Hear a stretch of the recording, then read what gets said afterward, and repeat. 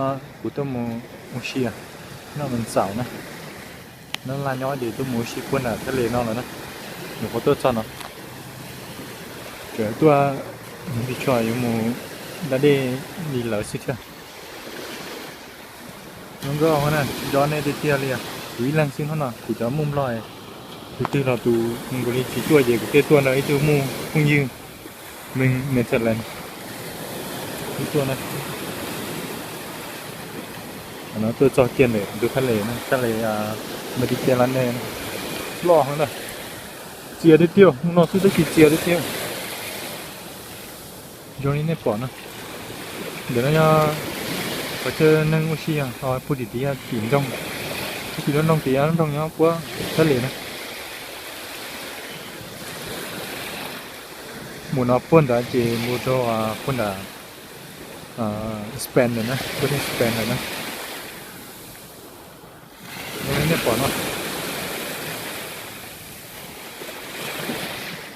cái cho chị lại cái chân con mình xí phun rồi lợi ta là ấy cho chị là nó làm đuôi nó bỏ nó thế thì nó lấy nhiều lát cá không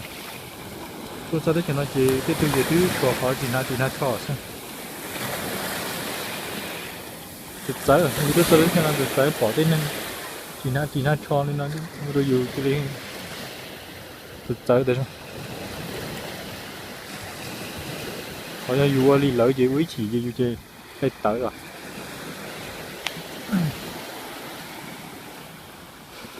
cho nên thì tiền này khó chia thì tiền lên ý lần thì một họ từ là chúng mình tiền rồi dù hai lù đi tôi anh thử trang này là hai rồi cái nào tôi mua chi thế này đi tiền làm này giờ tôi có nhiều người stand rồi gì hả nó nào chỉ có lên chẳng biết tiền thì cứ chấp đấy là lên đi cho nên tôi sẽ thay lệ đúng rồi không nhỉ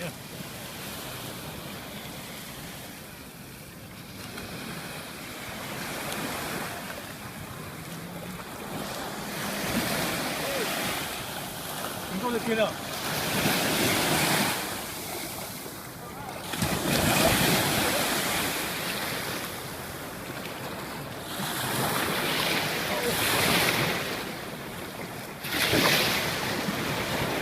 gì ha, đấy chỉ quý lăng chứ, nhưng mà quý lăng thì được mấy nhiêu chút rồi, quý lăng cái được nhiều lắm,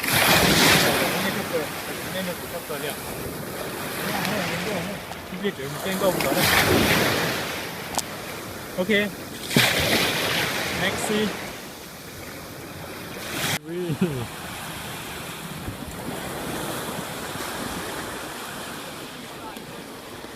sby đi, bắt tay xài nó. Cho nên chấm giống rồng luôn cái tôi cần đều ok tới chuyện nào thì nhân nó ra nữa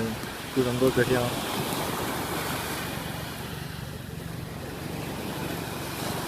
chó lên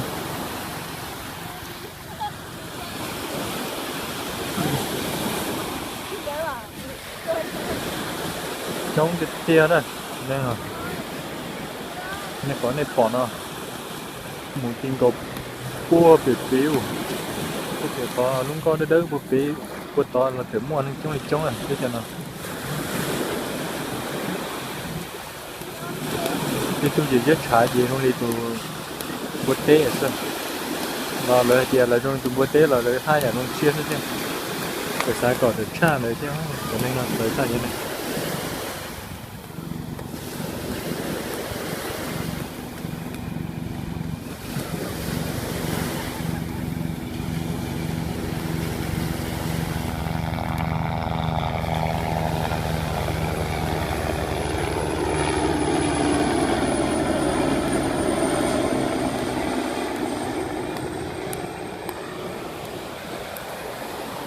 Maintenant c'est pratiqué. Okay.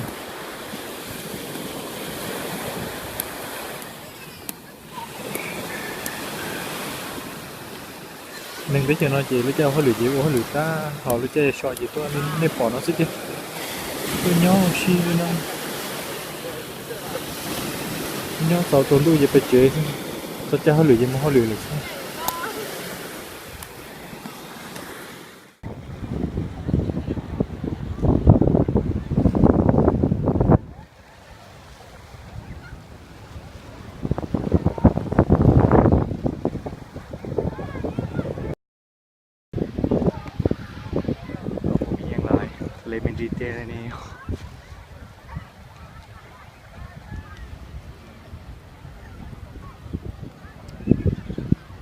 Chà.